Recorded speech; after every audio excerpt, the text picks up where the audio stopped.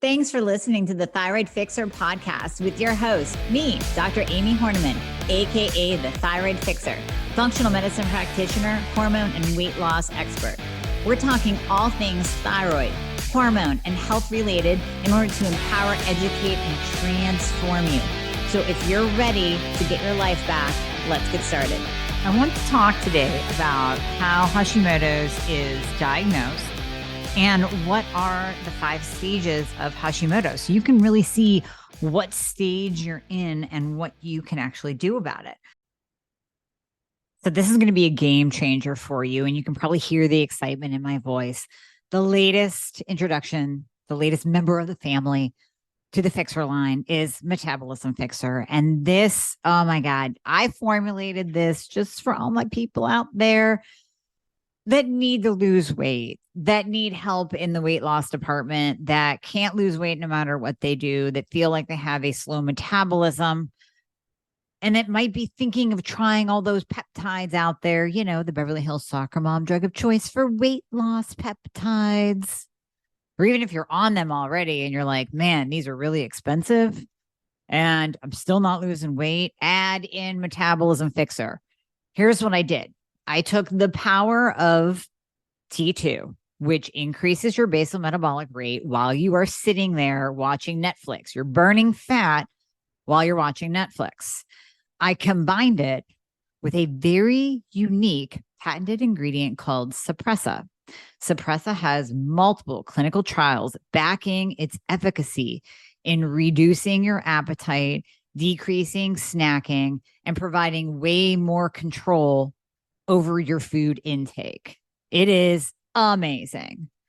We also see improved emotional well-being, just decreased food cravings all around, reduced hunger, and weight management. Add on top of that, we have green tea extract, we have purple forest purple tea extract, both of which affect the metabolism in a very positive way without the jitters of normal fat burning supplements out there from the 1980s and 90s, right? The ones that made you feel like you're having a heart attack. You will not have that in any of my supplements, Thyroid Fixer or Metabolism Fixer. But Metabolism Fixer, ooh, yeah, we kicked it up a notch. It is in powder form, so you can drink it through your day. It's going to flavor your water. We got orange crush and refreshing citrus. I love them both. It is going to keep you under control all day long. So you throw a couple scoops in your water bottle in the morning, throw a scoop or 2 in your water bottle throughout the day. You will have fat burning and appetite control the entire day for what? An eighth of a price of the peptides? Oh my God, you can't go wrong. So grab some Metabolism Fixer today. Please let me know how you do on it. I am super excited for you. Super excited. So first of all, Hashimoto's. How often do I tell you that you need 2 antibodies tested? I have seen so many practitioners, and I'm talking functional and integrative alike, that do not test the 2 antibodies. There's TPO, thyroid peroxidase, and there's TG, thyroglobulin antibodies. And we test those to see if you have soldiers that are beating up your thyroid gland. I always attribute and correlate those antibodies with little soldiers that go out and they do an attack. They form an attack on your thyroid gland itself, thinking that it is a bad guy.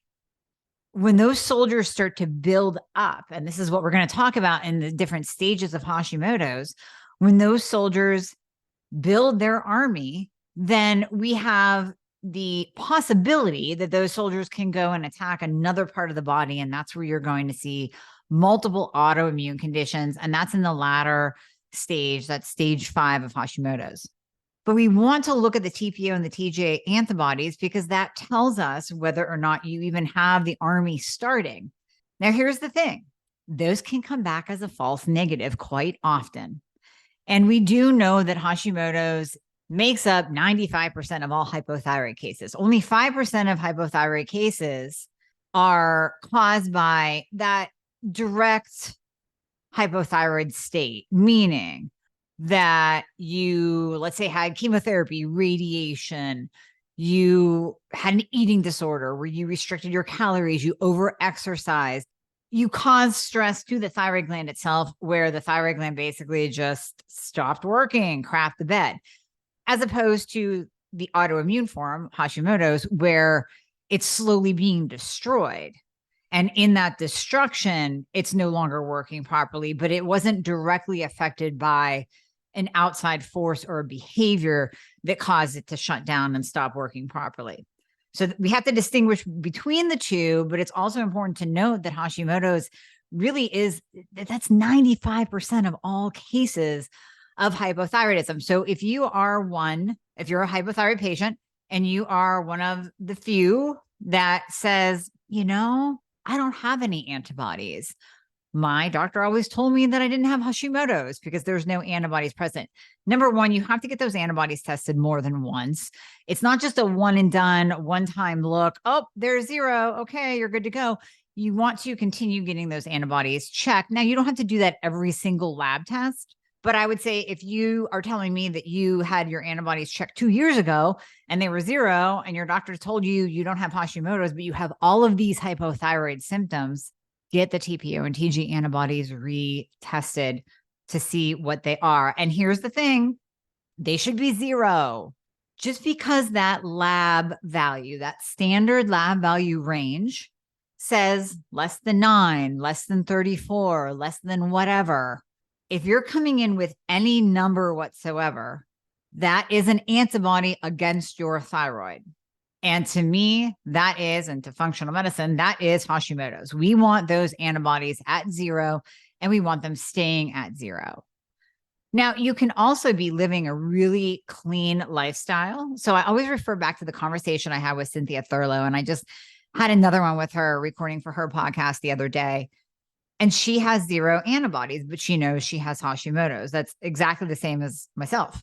I have 0 antibodies, but I know I have Hashi. You might be living and leading a lifestyle that keeps your antibodies at 0, that basically keeps you in remission, and good for you. I mean, if you're doing black cumin seed oil, you're adding in Hashimoto's fixer, if you're going gluten-free, I mean, those lifestyle factors, those lifestyle changes can have a huge impact on your antibody number and push those to 0 and put you in remission. If you are actually treating your thyroid properly, that can absolutely help push those antibodies to 0. So remission is possible.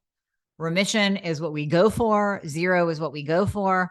I have an entire podcast, though, that says don't hang your hat on your antibody numbers, because I don't want you to get sucked into the antibody number per se and think that antibody number determines your progress. It doesn't.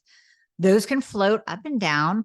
Maybe you were gluten, maybe you were stressed out. Different things can impact those thyroid antibodies, the Hashimoto antibodies. So we don't look at that and say, oh, your antibodies are 300, therefore you're not well, or your antibodies are 0. You must be feeling like a rock star. Because as I always say, I can show you someone that has 0 antibodies, but their thyroid lab values are so crappy that they feel crappy. Their free T3 is low, reverse is high. It doesn't matter that the antibodies are at 0. Good for you. You're still over here feeling like absolute garbage and gaining weight and losing your hair. We focus on the thyroid hormones, not the antibodies. But in terms of diagnosing and knowing whether or not you have Hashimoto's, we have to look at those antibodies and we have to say, we want them coming in at 0. If there are antibodies present, Hashimoto's is present. Okay, that's the diagnosing part. Now we're moving on to the stages. So stage 1 is genetic predisposition. This is where you can look back at your family history, right? This is where I'll have a patient say, or put it on their intake form, my mom, my grandma, my aunt, all had Hashimoto's, or all had hypothyroidism. Maybe they didn't even know that they had Hashimoto's because nobody even tested them properly. They were probably all on T4 only, which we know doesn't work. And we can see that family history. So there is a genetic predisposition for Hashimoto's, and it's just kind of there. And maybe you haven't even had that trigger to flip that Hashimoto's switch to the on position. There's literally no antibodies whatsoever. There's no changes in your thyroid gland. You might not even have symptoms at this point. This is just literally the genetic predisposition. So let's say you have Hashimoto's and you have a 10-year-old girl who has not gone through puberty yet and shows no signs or symptoms of anything wrong with her thyroid. She is in stage 1 in that she has the genetic predisposition because you have Hashimoto's, right? So now it's, what stage do we move on to? Stage 2, it's called immune cell infiltration. And this is where we start to see the antibody numbers elevate. We start to see them change. We test the TPO, we test TGA, and we start to see those numbers show up. Now, they might not even be flagged yet. So if we're taking a standard lab value range of less than 34, you might have 10 or 20. They're not at the point where your doctor would tell you, hey, you have antibodies, you have Hashimoto's, but they're still there. They're present. They're starting to show up. Some people will begin to experience symptoms. Some won't in this stage. But chances are that the TSH, free T3, and free T4 levels, they will definitely be normal, and they might even be optimal, because this stage where the lymphocytes start to go in, those are white blood cells in the thyroid gland, they start to go in, and even though they're good, we want those white blood cells for immune protection. They're kind of overactive. There's too many soldiers. And they start to go in, they're starting to like beat up your thyroid gland a little bit.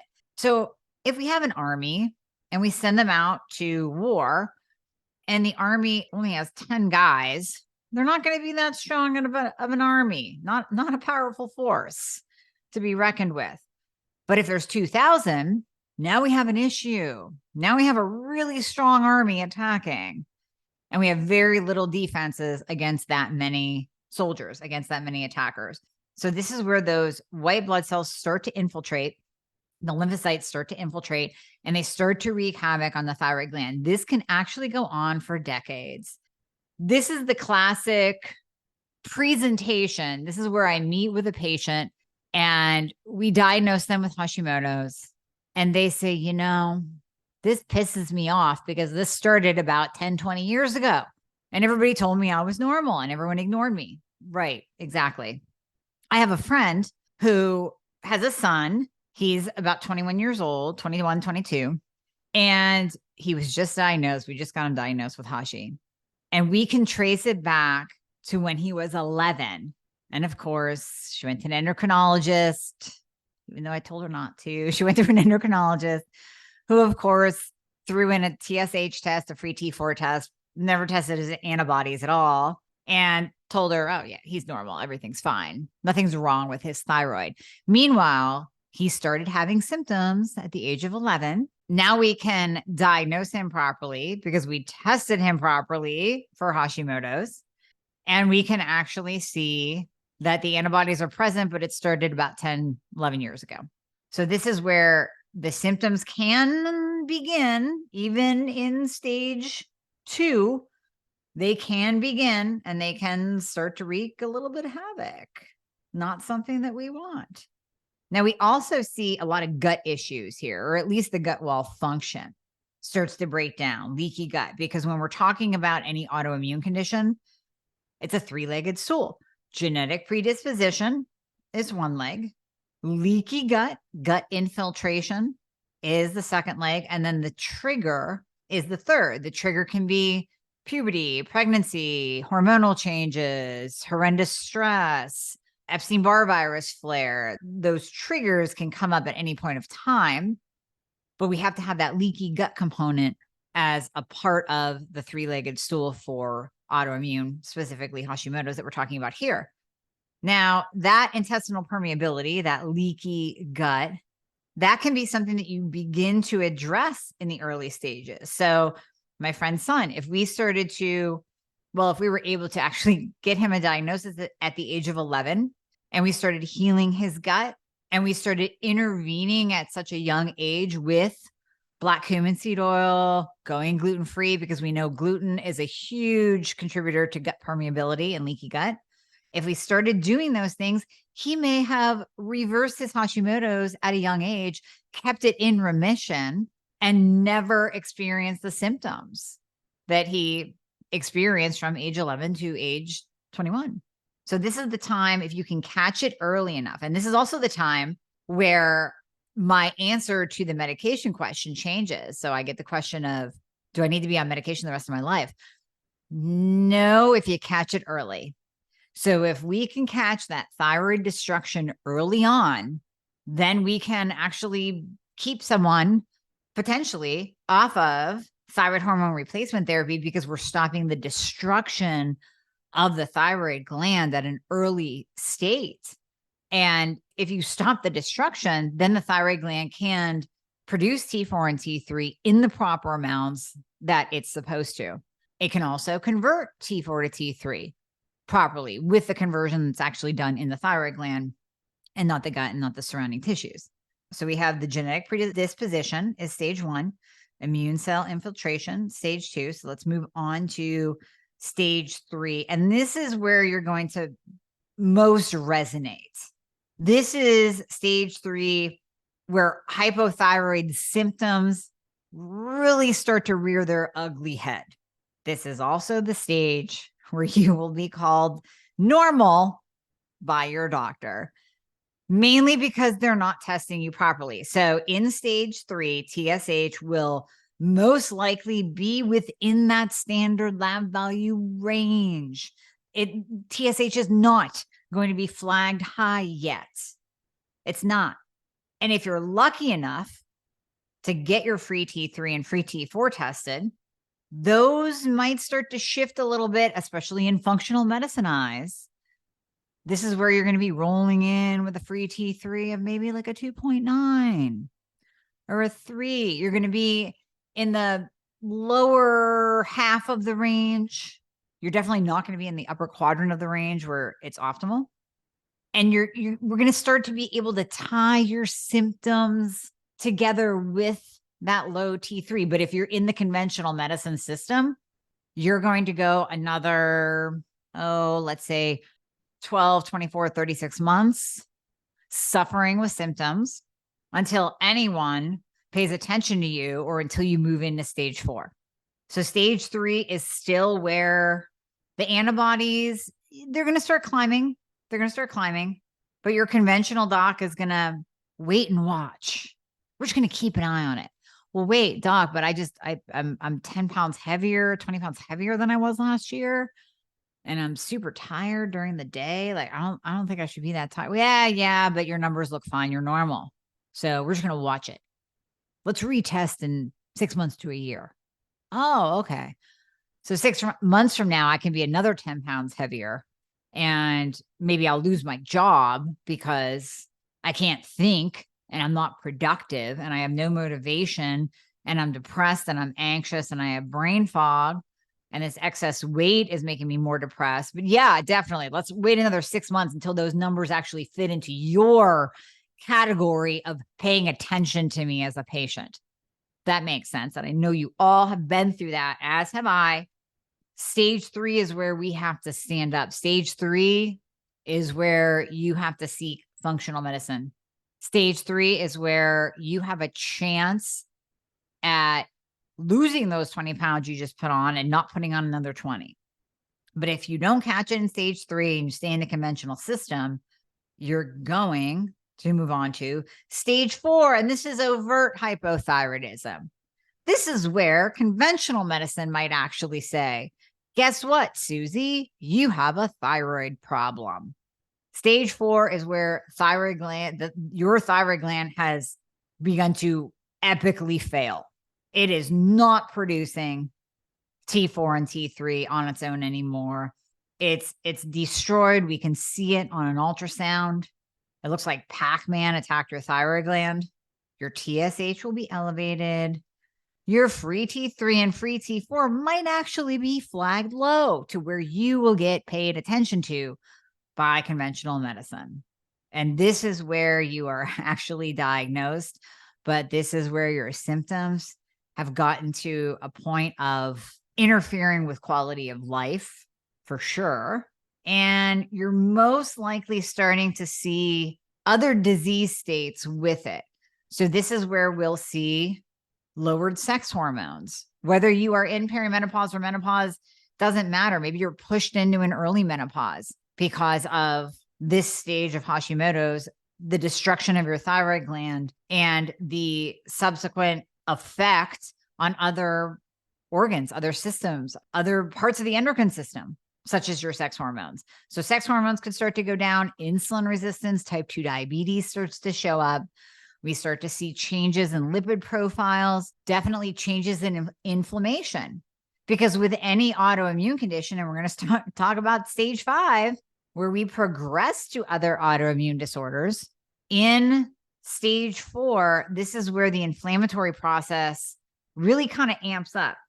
So presentation could be you as a patient, you're experiencing joint pain and muscle pain and migraines, skin conditions, psoriasis, eczema, hairs falling out, although that could really be in stage 2 and 3 as well. Definitely stage 4, dry skin, loss of the outer third of your eyebrows, definitely edema, swelling, the weight gain continues, the fatigue continues. All of those hypothyroid symptoms just amp up and then some until we go into, well, in addition to going into stage 5. Now you're in stage 5. You haven't done anything to reel in those antibodies. You've done absolutely nothing to take down the inflammation.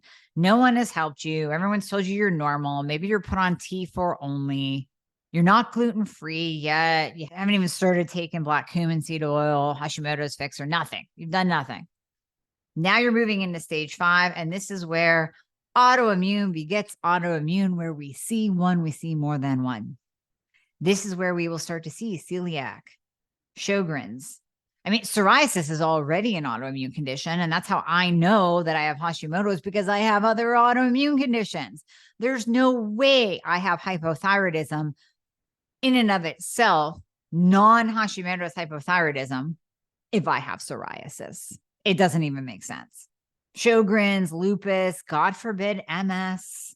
All of these are additional autoimmune conditions that absolutely are potentials if you don't reel it in with your Hashimoto's at an early stage, because those soldiers will go out and they will find additional organs and systems and glands and tissues to attack. They will, because they're going to get kind of bored with your thyroid gland, and they're going to beat it up to where there's nothing left anyways. You know, there's nothing left to attack here. Let's go somewhere else. Let's go to another part of the body and let's attack that. And that's why we see multiple autoimmune conditions stacked. In this stage, hopefully you're on some kind of thyroid med, but again, you're probably on T4 only, unfortunately. And maybe you're on T4 only, but you're not doing any of the additional lifestyle changes to lower your inflammation and to lower the antibodies. We can also see an enlargement of the thyroid gland. We can see you shifting to Graves' disease, or from Graves to Hashi, thyroid nodules, thyroid cancer.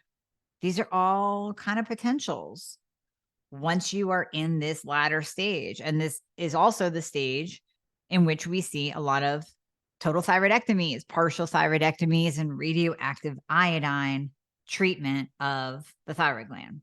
We don't want you to get to that latter stage, and we can prevent you from getting to that latter stage. Prevention needs to start early. We need to start early, because we can put you in remission. Just like we talked about, we can do simple things. Simple things can put you into remission. And here they are, just to recap. Number 1, a gluten-free diet. The reason why I say a gluten-free diet is because we know that there is a molecular mimicry to the molecule of gluten, which is gliadin. The protein molecule is called gliadin.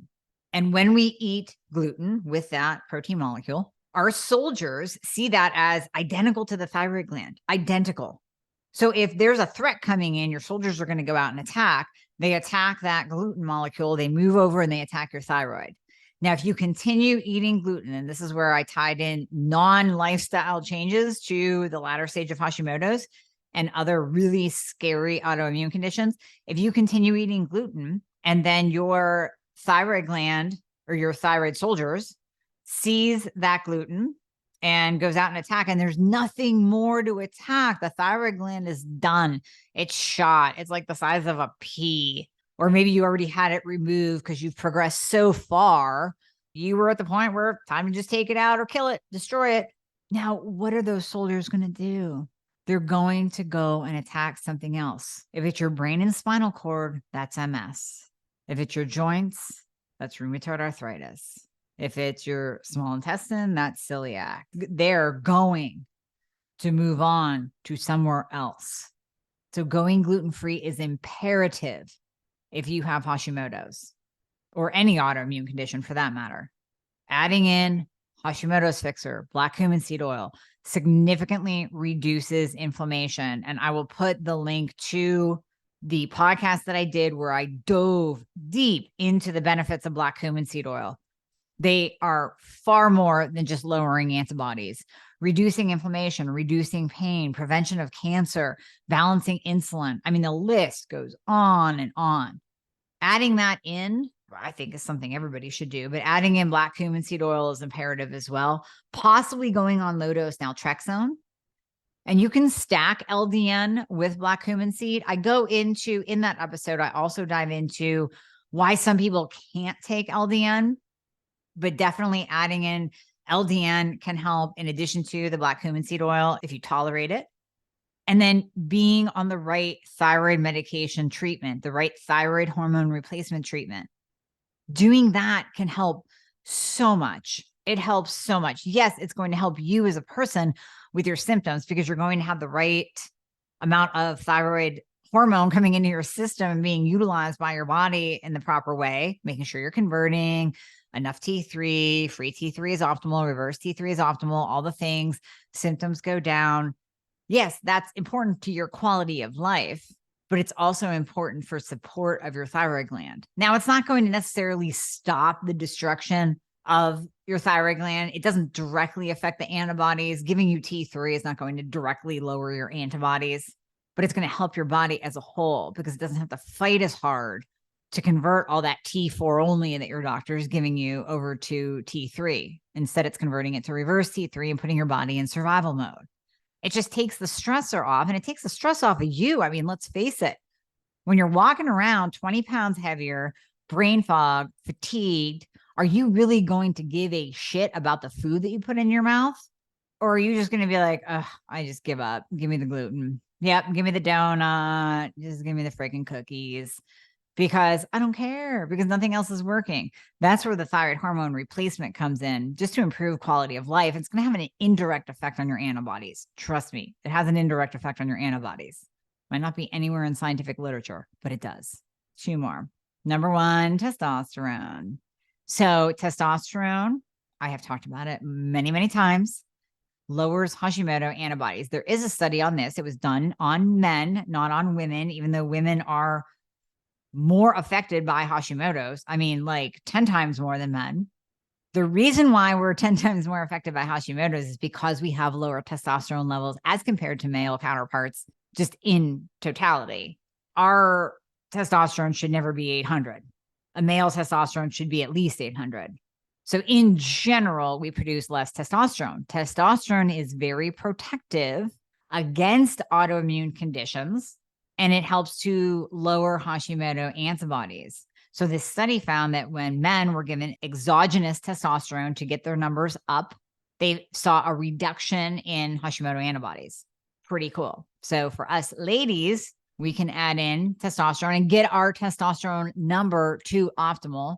You should be total testosterone 50 or above. Most women do best at 100 to 200. Get your testosterone levels optimized, and that's going to take the burden off of your thyroid too and help to lower those antibodies. Last but not least, keep your insulin low. Insulin is inflammatory. If you are eating a high carbohydrate diet and you are jacking up your glucose and your insulin is above a 6 and you are insulin resistant, Yes, that can happen from your thyroid gland not working. That can happen as a result of Hashimoto's, but you're also perpetuating the whole situation if you don't change your eating and change your lifestyle and you keep your insulin high. So changing your eating, going to a low carb diet, adding in blood sugar fixer berberine, that's all going to help to keep your insulin levels low. Just a few weeks ago, when I was interviewing Isabella Wentz, I believe this was a conversation off camera. I don't think we actually said this in the interview, but she was asking me about the ketogenic diet. And I was laughing because I said, a lot of people that sign on to work with me, the first thing they'll say is, well, I don't know if I can do keto, assuming that I put everybody on a ketogenic diet. And I said, I really don't. Your labs tell me how you should eat. I say this all the time. Your labs tell me how you should eat. So if you are insulin resistant, you're going to have to lower your carbs. I mean, that's just basic science, right? We know that carbohydrates elicit more of a glucose and insulin response than does protein or fat. Fat elicits no insulin response whatsoever. So your labs tell me how you should eat. So if you have your insulin and glucose under control, good for you. You can absolutely take in more carbohydrates than Susie Q over here, who has an insulin of a 12 and an A1C of a 5.6. Like, she has to go on a low carbohydrate diet, probably a ketogenic diet. And then Isabella said to me that one of the ways that she healed her Hashimoto's was by going on a ketogenic diet. Because when you lower your insulin, you are significantly taking down inflammation and you're taking a huge burden off of the body. So when you simplify your food and eat real food, when you simplify your food, eat real food, focus on that good quality protein, animal-based, God-given meat and fish and eggs and organic vegetables and a little bit of fruit, maybe a little bit of fruit, like some berries, then you are not going to cause your body to pump out large amounts of glucose and insulin. Keep your insulin low. That will take the burden off too. And that will also, when you eliminate the processed foods and you eliminate the gluten that is in the high carbohydrate foods, now you are healing the gut. So what did we talk about in stage 2? That gut permeability. Well, even stage 1, the genetic predisposition, turning that light switch on, leaky gut, one of the legs of the stool. Healing your gut is imperative for lowering those antibodies and for stopping the proliferation of your gut wall with substances. We call them lipopolysaccharides, LPS. They're basically the bad guys that infiltrate your blood, get into your blood and go systemic and create a full body inflammatory response. That's the last thing you need. That is the last thing you need as a Hashimoto patient, is a full body inflammatory response. We want to take down that inflammation. We want to support your body. We want to support healing. And I know I said only 2 more things, but I will add in a couple more just for your knowledge. Vitamin D. Vitamin D is imperative for your immune system. And when we're talking autoimmune, we actually want to support the immune system. Because if you are in a low immune state, if your body doesn't have enough protection and you're more susceptible to viruses and you're more susceptible to that Epstein-Barr virus that 95% of us have, of flaring and kicking up, that's inflammation, that's stress on the body. And autoimmune conditions, specifically Hashimoto's, they don't like stress. That stress causes further destruction. That stress on the body pushes those soldiers out to do another attack. So just like every time you eat gluten, your soldiers are going out and attacking your thyroid gland and moving over here and attacking your joints and your gut. Extra stress, chemical stress, what you put in your body, what you put on your body, added stressors, along with low immune system, low vitamin D, low zinc. Those are enough to keep you way out of remission, to kick up those soldiers for more attacks. So you have to have proper amounts of vitamin D. 80 to 100 is where your vitamin D level should be rolling in at. I recommend 10,000 IUs per day paired up with K. Zinc is fantastic for your immune system. Fantastic. And then overall stress reduction. Get rid of the garbage that you're putting on the skin, on your skin. Get rid of the Glade plugins and the fragrance and the plastic water bottles and the BPA-free water bottles that you think are good for you, but they're not. And the hormones in your food and the pesticides on your food. Get those chemical stressors out of your life, because there's only so much we can do about stress, right? Some stressors, listen, you're taking care of a sick parent, you're taking care of a sick kid, you have marital issues, you hate your job. Like all of those things are things that there's not a really quick fix for them. There's just not. They're just things that we have to deal with. But you know what you can do? You know what is in your power to change? What you buy at the store, what you put on your body, what you put in your body, and what you put in your mouth. Those things you 100% can change and take that stressor out of your life and off your body. Okay, that is it in a nutshell. 5 stages of Hashimoto's. What stage are you in?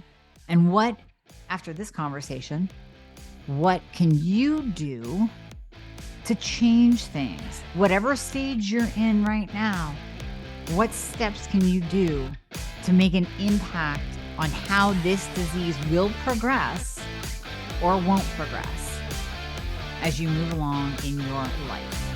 Hey guys, thank you so much for listening to the podcast. I hope you loved it. And as always, if you would be so kind to leave a review if you are listening on Apple Podcasts, that would be absolutely amazing. I read all of them. Also, anything that you hear on this podcast is not intended to diagnose or treat any kind of medical condition. So we always recommend that you check with your medical provider, your doctor, your nurse practitioner before implementing anything that you hear on this podcast. And if you want to find out more about working together, you can click the link below in the show notes to book a discovery call. And there you'll be talking to a member of my team. They are an extension of me. They are amazing. And you and I will talk after that once we get you all signed up and you and I get to work together. All right. I hope to see you soon.